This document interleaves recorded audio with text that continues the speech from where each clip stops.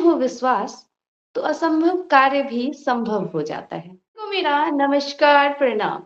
मैं MSK Shri publication की संस्थापिका मुस्कान केसरी आज के इस स्पेशल पॉडकास्ट में आप सभी का स्वागत है। आज हमारे बीच मुजफ्फरपुर बिहार की सुप्रसिद्ध नवोदित कवित्री श्वेता मौर्य जी मौजूद है। श्वेता जी, आपका मंच पे बहुत बहुत स्वागत है। आप अपना परिचय थैंक यू हमारे सो मच। दर्शकों को दें।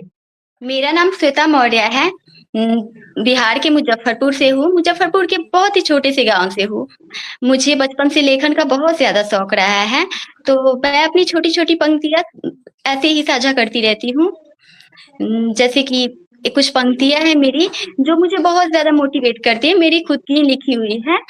सुबह हुई है तो शाम जरूर होगी, गम जो मिला है आंसुओं की बरसात जरूर होगी। आँख बंद आह, करके कभी सपने न देख तू ऐ दिल, आँख बंद हम्म, करके कभी सपने न देख तू ऐ दिल, क्योंकि सपनों के टूटने पर तकलीफ बहुत होगी। क्या बहुत ही शानदार। तो देखिए, मैंने आपको पहले ही बता दिया है कि ये मुजफ्फरपुर बिहार की और बहुत ही सुप्रसिद्ध हैं, क्योंकि इनकी लेखनी जो है वो बहुत ही कमाल की है, जिनकी कुछ झलक आप सभी देख चुके हैं। श्वेता जी, जैसा आपने बताया कि आपको साहित्य में बहुत रुचि था, तो आपने साहित्य में सबसे पहला कदम कब रखा? देखिए सब मैं जब बहुत छोटी-सी थी ना, तो मेरे पापा लिखा करते थे। तो वो अच्छा। मतलब इस समय मैं बहुत छोटी थी, तो पापा भी बहुत यंग थे। तो मम्मी मम्मी के लिए पापा कुछ कभी-कभी ऐसे ही शायरी, कविता वगैरह बोला करते थे। अच्छा। तो मैं उनको देख-देख के सीखती थी कि वो क्या कर रहे हैं। अक्सर बेटियाँ जो होती है तो अपने माता-पिता को देख के सबसे ज़्यादा बिल्कुल पिता से बिल्कुल। ये होती है, मोटिवेट होती है। तो मतलब जो मेरे पापा करते थे ना, जैसे वो पेंटिंग बनाते थे, फिर लिखते थे, तो मुझे भी बहुत रुचि थी कि मैं भी अपने पापा के जैसी बनूँ। मैं लिखूँ, पेंटिंग्स बनाऊँ, तो मुझे बचपन से इन चीज़ों का बहुत शौक रहा है। क्या बात है। तो हम लोग कह सकते हैं कि साहित्य जगत में आपके प्रेरणा स्रोत आपके पिताश्री हैं। जी, बिल्कुल। अच्छा, तो आपने लेखनी की शुरुआत तो अपने पिताश्री से की, लेकिन कविताओं में संशोधन करना कैसे सीखा? हुआ ऐसा कि जब मैं अपने पापा को देख के लिखा करती थी ना बचपन में, तो मतलब वो वक़्त था शुरू का, वो पढ़ाई-लिखाई इन सब चीज़ों में ऐसे ही वक़्त गुज़र गया। फिर टीचिंग करने लगी मैं ऐसे ही छोटे-छोटे स्कूल में, मतलब स्कूल में बच्चों को पढ़ाती थी। फिर उसके बाद ट्यूशन वग़ैरह पढ़ाती थी, तो थोड़ा बहुत तो शब्दों का ज्ञान था ही मुझे। लेकिन मेरी मैरिड लाइफ़ जब शुरू हुई, जब मेरी शादी हुई और मेरी मैरिड लाइफ़ शुरू हुई, तो उसके बाद जब मेरे बच्चे हुए तो मेरा इन सब चीज़ों से पूरा का पूरा ध्यान हट गया।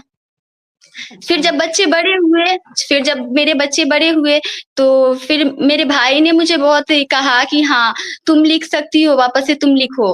तो फिर मैंने लिखना स्टार्ट कर दिया। अच्छा, तो हम तो जानना चाहेंगे श्वेता जी, क्योंकि आपने लिखना तो बहुत कम समय में ही शुरू कर दिया, बहुत कम उम्र से ही, लेकिन आपने मंच पे कब प्रस्तुति दी? मैं छोटे-छोटे मंच पे ये जो ऑनलाइन कवि सम्मेलन वगैरह होता है ना, तो मैं वहाँ पे पार्टिसिपेट करती थी। फिर एक बार वही मंच पे ही कोई थे ऐसे ही पहचान के, तो उन्होंने मुझे एक कवि सम्मेलन के बारे में बताया। तो मैं पहले वहाँ पे गई, वहाँ पहला परफ़ॉर्मेंस दिया, फिर सेकंड बार फिर कुछ दिनों के बाद में एक दी है, वो भी मिली थी सोशल मीडिया से, भावना दी।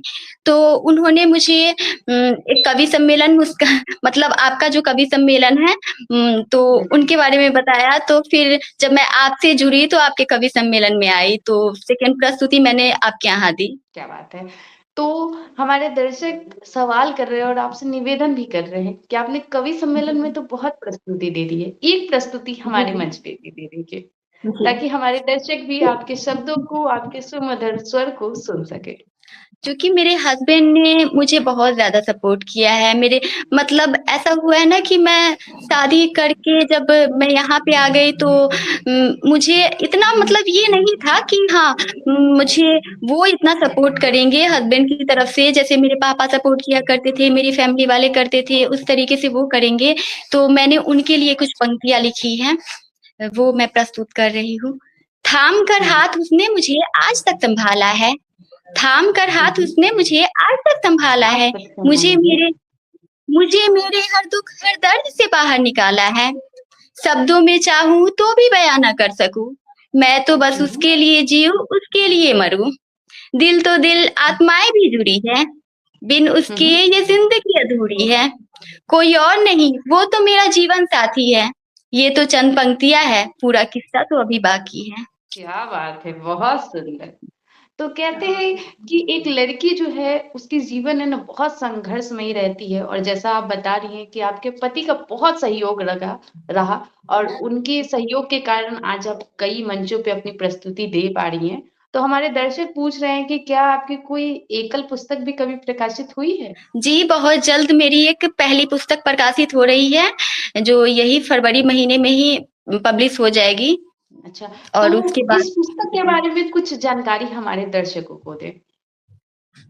ये पुस्तक इन पुस्तक में बहुत ही छोटी-छोटी, बहुत ही साधारण शब्दों में मैंने जो भी जितनी भी रचनाएँ लिखी है, बहुत ही साधारण से शब्दों में लिखी है। मैं ये चाहती हूँ कि हाँ, जिस तरह मतलब मैं हाउसवाइफ़ हूँ, मतलब शब्दों का बहुत ही कम ज्ञान रखती हूँ, तो उसी तरीके से जो मतलब बहुत से ऐसे लोग हैं जो हाँ, सब ज़्यादा डिफ़िकल्ट वर्ड समझ नहीं पाते, तो मैंने कोशिश की है कि बहुत ही साधारण से शब्दों में अपनी भावनाओं को इनमें ये प्रस्तुत करूँ। तो इसी हिसाब से मैंने अपनी रचनाएँ लिखी है इसमें। तो ये इनकी एक काव्य संग्रह प्रकाशित होने वाली है श्वेता मौर्य जी की, जो बहुत जल्द मुज़फ्फरपुर बिहार में विमोचन भी किया जाएगा। तो श्वेता जी, जी। हमारे जो दर्शक हैं, जो नहीं आ सकते इस विमोचन में, तो क्या वो पुस्तक कैसे खरीद सकते हैं? इसके बारे में जी, बताएँ। बिल्कुल ये फ्लिपकार्ट, अमेज़न इन दोनों पे अवेलेबल रहेगी। तो देखिए हमारे दर्शक आप सभी को बहुत ही सरल माध्यम से श्वेता जी की पुस्तक मिल सकती है। आपको बस अमेज़न एंड फ्लिपकार्ट से ऑर्डर करना है और उनकी स्वचलित पुस्तक आप सभी के घर पहुँच जाएगी, जिसकी समीक्षा आप सभी को ही करनी है। तो श्वेता जी, कहते हैं कि एक लड़की का बहुत ज़िंदगी संघर्षमय रहता है, तो आपको क्या लगता है कि क्या एक गृहिणी आत्मनिर्भर हो सकती है? वो अपनी प्रतिभा को निखार सकती है? जी, बिल्कुल, अगर फैमिली का सपोर्ट रहे तो मतलब थोड़ा-सा आसान हो जाता है। ये सब चीज़ लाइफ़ में सबसे ज़्यादा मैरिड लाइफ़ में अगर हस्बैंड का सपोर्ट हो तो और भी ज़्यादा मतलब सफ़र आसान हो जाता है। बट अगर हाँ, किसी का सपोर्ट ना भी हो ना, फिर भी अगर एक महिला अगर मन में निश्चय कर ले, अगर वो मन में ठान ले कि हाँ, मुझे ये करना है, तो बिल्कुल कर सकती है। बिल्कुल, तो जैसा कि हम लोग आपकी कविताओं को सुन रहे थे, आपकी कविताओं में बहुत भावनाएँ हैं। तो हम चाहेंगे कि हमारे युवाओं को बताएँ कि वो कैसे कविता लिख सकते हैं इसके बारे में?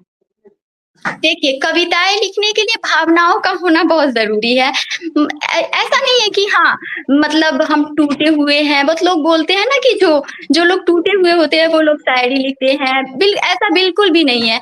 हाँ, शायरी है, कविता, ग़ज़ल कुछ भी हो, अगर भावनाएँ हो हाँ, अगर खुशी वाली फीलिंग होगी, जैसी फीलिंग रहेगी, हम उस हिसाब से लिख सकते हैं। तो जैसे कि मेरी लाइफ में ऐसा कुछ नहीं है कि हाँ, मैं टूटी हुई हूँ या फिर मैं दुखी हूँ, ऐसा कुछ भी नहीं है। मैं बहुत खुश रहती हूँ। फैमिली से सब मतलब फैमिली वाले मुझे सपोर्ट करते हैं, सारे लोग सपोर्ट करते हैं। तो बहुत खुश रहती हूँ बट फिर भी सभी तरह की रचनाएँ लिखती हूँ। कभी-कभी कोई कुछ छोटी बहनें हैं, कुछ सोशल मीडिया से मिली है, कुछ कहीं कोई फैमिली वाले हैं, तो वो लोग अपनी-अपनी फीलिंग्स मेरे साथ साझा करते हैं और बोलते हैं कि दी आप मेरे लिए ये लिखिए, वो लिखिए, तो मैं उन लोगों के भी लिए भी लिखती हूँ, उनकी भावनाएँ लिखती हूँ। उनकी भावनाओं को खुद में महसूस करके मैं उसे लिखती इस तरीके से लिखती हूँ ना कि हाँ, ये मेरी खुद की फीलिंग्स हैं। तो बस मैं ये कहना चाहती हूँ कि हाँ, जो लोग भी हैं, जो लोग लिखना चाहते हैं, वो लोग लिख बिल्कुल लिख सकते हैं, बस उनके अंदर भावनाओं का होना बहुत ज़रूरी है।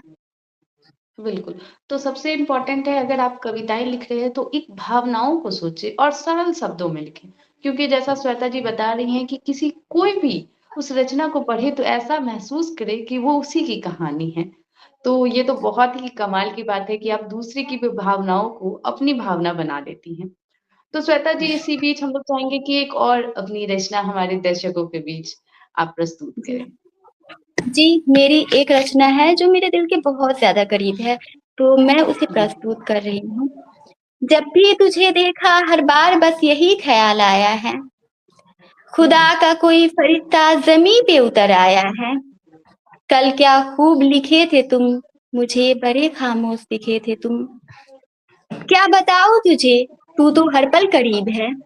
क्या बताऊँ तुझे, तू तो हर पल करीब है।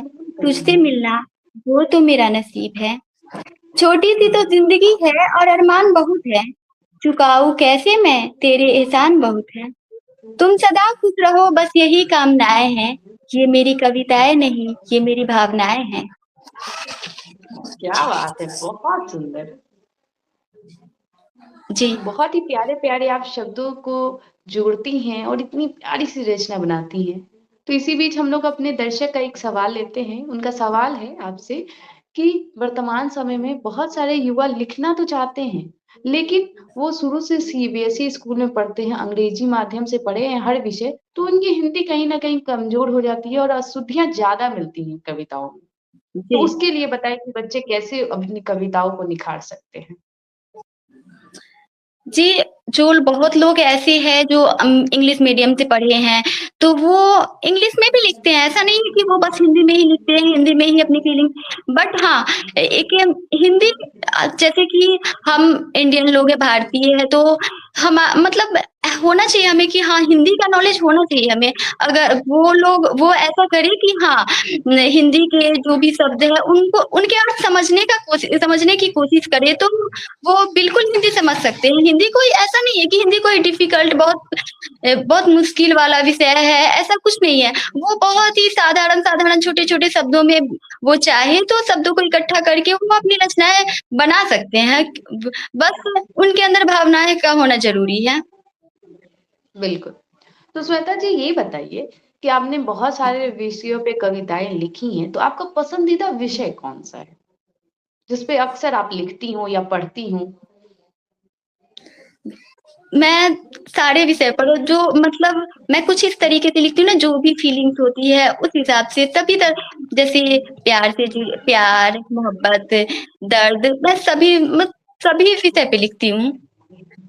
अच्छा, तो अगर बात की जाए साहित्य में, तो साहित्य में आप गद्य में ज़्यादा रुचि रखती हैं या पद्य में? मुझे दोनों ही पढ़ने का शौक है और लिखने का भी। क्या बात है! आप गद्य और पद्य दोनों में रुचि रखती हैं और लिखती भी हैं, ये तो बहुत अच्छी बात है। तो श्वेता जी, जैसा कि हम लोग जान रहे हैं कि आपकी पुस्तक बहुत जल्द हमारे बीच आने वाली है, तो थोड़ी जानकारी अपनी पुस्तक के बारे में दें। जी, मेरी जो पुस्तक है, इसका नाम मैंने बहुत सोच समझ के रखा है, करुण वेदना। ये ये जो करुण करुण का अर्थ होता है प्यार, प्रेम और वेदना का अर्थ होता है दर्द। तो मैंने इन दोनों विषय मतलब इस ये जो बुक है मेरी, तो इसमें मैंने दोनों विषय को लेके ये मेरी ऐसी रचना है जो मैंने प्रार्थना से स्टार्ट की है। प्रार्थना इसमें मैंने भगवान जी की रचनाओं से ले उनके लिए प्रार्थनाओं से लेके उसके बाद मैंने अपनी मम्मी, पापा, भाई-बहन सबके लिए कुछ ना कुछ इसमें लिखा है। और एक स्त्री के मन की जो भी भावनाएँ होती है, उसे मैंने इसमें प्रस्तुत करने की कोशिश की है। तो मेरी जो पुस्तक है, वो सभी सारे लोग पढ़ सकते हैं, किसी भी उम्र के हैं। मतलब मम्मी-पापा पढ़े तो उन्हें बहुत प्राउड फ़ील हो मेरे ऊपर। मैंने कुछ रचनाएँ अपने पति के लिए लिखी है, कुछ मम्मी-पापा के लिए, कुछ दोस्तों के लिए, कुछ प्यार, दर्द, मोहब्बत, सारी चीज़ों की पूरी रचनाएँ जो है ना, पूरी भावनाओं से भरी हुई है। अगर कोई इसे पढ़ेगा तो जो बुक में जो पहली रचनाएँ हैं, पहली पहली जो रचना है, उस रचना को पढ़ के ही ये महसूस हो जाएगा कि हाँ, उसमें क्या-क्या लिखा हुआ है। पहली जो मैंने रचना लिखी है, वो बुक में जितनी भी रचनाएँ हैं ना, उनको ध्यान में रखते हुए मैंने सबसे पहली रचना करुण वेदना लिखी है। तो इसमें मैं क्या बताऊँ कि इसमें क्या नहीं है? मतलब ये पूछिए कि इसमें क्या नहीं है? इसमें बहुत कुछ है। अगर ये पहली जो रचना है, इस रचना को पहली जो रचना है करुण वेदना, मन की भावना से मन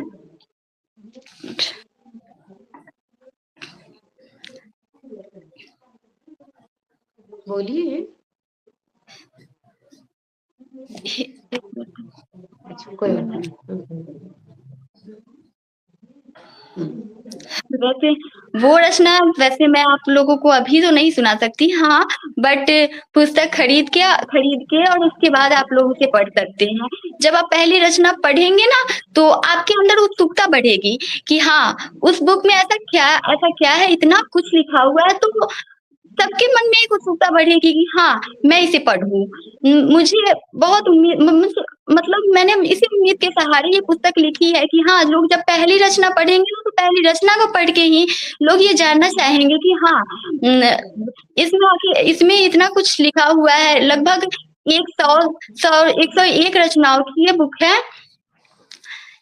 लगभग 101 रचनाओं की ये पुस्तक है, जिसमें मैंने प्यार, दर्द, मोहब्बत सब कुछ लिखा है। तो क्या बात है! बहुत जल्द ये पब्लिश हो रही है। अच्छा, अच्छा। तो ये तो पहले तो आपको बहुत-बहुत बधाई श्वेता जी, और आप सभी को भी बहुत-बहुत शुभकामना देना चाहिए श्वेता जी को, क्योंकि उन्होंने 101 रचना लिखी हैं, जिसमें उन्होंने हर भावों को दर्शाया है। ये हर उम्र के लोग पढ़ सकते हैं इस पुस्तक को। इसमें आपको सिर्फ़ और सिर्फ़ भावनाएँ दिखेंगी, कहीं आपको दर्द दिखेगा, कहीं न कुछ संदेश दिखेगा। तो ये बहुत बड़ी ख़ासियत होती है एक लेखक की, कि वो सभी के उम्रों को देखते हुए, सभी की भावनाओं को समझते हुए रचनाएँ लिखीं और पुस्तक भी बनाएँ। तो श्वेता जी ने अपनी बहुत मेहनत की है इस पुस्तक के लिए, और ये पुस्तक फरवरी माह में ही प्रकाशित हो जाएगी, और इसकी आपको हार्ड कॉपी आपको अमेज़न एंड फ्लिपकार्ट पे अवेलेबल हो जाएगी। आप वहाँ से खरीद सकते हैं, वो भी बहुत कम कॉस्ट पे। और सबसे अच्छी बात है कि जो हमारी लेखिका है, वो जितनी प्यारी लिखती है, उससे भी प्यारी उसकी शब्द है, और वो बहुत ही सरल, सहज शब्दों का उपयोग करके कविताओं का सृजन की है, और उम्मीद है कि आप सभी को वो रचनाएँ पसंद आएँगी। तो श्वेता जी, आप ये बताइए कि कितना उत्सुकता आपको देखने को मिल रहा है इस पुस्तक को लेके, खासकर आपके परिवार और दोस्तों के बीच? मेरे परिवार वाले बहुत ज़्यादा उत्सुक हैं। जब मैं ये लिखना स्टार्ट की थी ना कि हाँ, मुझे मेरी बुक के लिए रचनाएँ लिखनी हैं, तो फैमिली वाले रोज़ ही जैसे फैमिली मतलब मम्मी है, तो मम्मी पूछती थी कि हाँ, तुम्हारी कितनी रचनाएँ कंप्लीट हुई? कभी पापा पूछते, कभी मम्मी, कभी भाई-बहन, मेरे हस्बैंड भी कि हाँ, तुम्हारी बुक की रचनाएँ कंप्लीट हो गई। तो मेरे मन में भी हाँ, उत्सुकता रहती है कि हाँ, मुझे जल्द से जितनी जल्दी हो सके मुझे अपनी बुक के लिए रचनाएँ कंप्लीट करनी है। तो मैं बहुत ज़्यादा उत्सुक हूँ, और अभी जब मेरी बुक पब्लिश होने वाली है, तो मेरे साथ-साथ मेरी पूरी फैमिली वाले बहुत ज़्यादा उत्सुक हैं, और फैमिली जितने भी मेरे जान-पहचान वाले हैं, मेरे दोस्त हैं, सभी लोग बहुत ज़्यादा उत्सुक हैं। तो कितने दिन लगे इस पुस्तक को तैयार करने में? मेरी यूँ कहें कि हाँ, मेरी ये पूरी 1 साल की रचनाएँ हैं। मतलब बहुत सी रचनाएँ हैं, लेकिन मैंने उसमें से चुनिंदा रचनाओं को रखा है इस पुस्तक में। तो मैंने पूरे 1 साल तक मैंने जितनी भी रचनाएँ लिखी है, उन सारी रचनाओं में से छाँट-छाँट के मैंने ये 101 रचनाएँ निकाली है, कि जो हाँ, मेरी जो भी रचनाएँ हैं, जो विशेष रचनाएँ हैं, जो मुझे मुझे महसूस होते हैं कि हाँ, ये सब जो फ़ील करते जो मुझे महसूस होते हैं ना, वो रचनाएँ मैंने इस बुक के लिए रखी हैं। क्या बात है! तो ये तो बहुत खुशी की बात है। सोचिए, लेखिका ने 1 साल मेहनत किया है, संघर्ष किया है, शब्दों का सृजन किया है, और तब जाके ये पुस्तक आने वाली है। तो सोचिए कितनी उत्सुकता है। हम समझ रहे हैं कि हमारे दर्शक भी बहुत उत्सुक हैं आपकी इस पुस्तक को पढ़ने के लिए। तो अंत में हम चाहेंगे कि आप कुछ अपनी सुमधुर आवाज़ से, अपनी लेखनी से कुछ हमारे बीच रखें अपनी कविताएँ।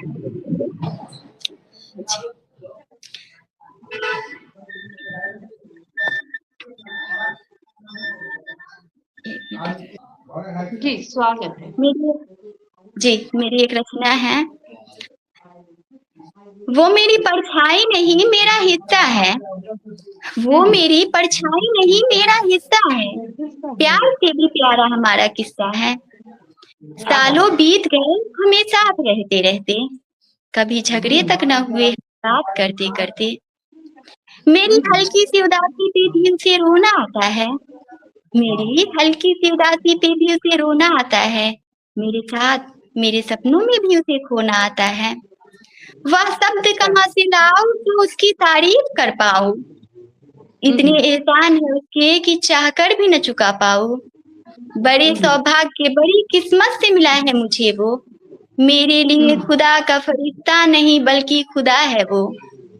तपती आहा! धूप में भी छाया है वो। कितनी खुशनसीबी है कि मेरी ज़िंदगी में आया है वो। अगर मैं फूल हूँ तो मेरी खुशबू है वो। मेरे जीने की वजह मेरी ज़िंदगी है वो। उसकी तारीफ़ में शब्द भी कम पड़ जाते हैं, क्योंकि उसके अच्छा, बिना तो हम भी नहीं रह पाते हैं। ये कुछ पंक्तियाँ क्या थी, बात जिसे मैंने अपने पति के लिए लिखी हैं, क्योंकि वो मुझे वो मुझे एक इस तरीके से रखते हैं जैसे मेरी फैमिली वाले, मेरे मम्मी-पापा मुझे रखा करते थे। तो मुझे किसी की कमी महसूस नहीं होने देते, तो बस जो भी मैं रचनाएँ लिखने की कोशिश करती हूँ, तो ज़्यादातर भाव मुझे उनके लिए ही महसूस होते हैं। क्या बात है! बहुत ही प्यारी भावनाएँ और बिल्कुल एक पति का अगर सहयोग मिलता है ना एक पत्नी को, तो उसकी कामयाबी यहाँ से वहाँ तक होती है। और देखिए आज एक पति का सहयोग है जिसके कारण श्वेता जी इतनी सुप्रसिद्ध लेखिका बन रही हैं और उनकी अब एक कल पुस्तक भी प्रकाशित हो रही है। तो चलिए इन प्यारे-प्यारे भाव और इन प्यारे शब्दों के साथ हम चाहेंगे कि कार्यक्रम के अंत में श्वेता जी आप हमारे दर्शकों को क्या संदेश देना चाहती हैं?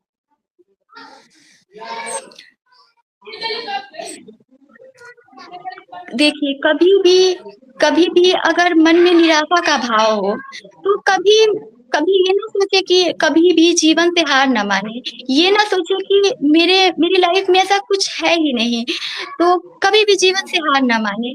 अपने मन को शांत रखें और शांत भ मन से सोचे कि हाँ, मुझे कुछ न कुछ लाइफ़ में करना है, कुछ न कुछ ऐसा करना है कि जिससे लोग मुझे समझें, कभी भी जीवन से हार ना मानें। तो एक रोज़ किस्मत भी आपका साथ ज़रूर देगी।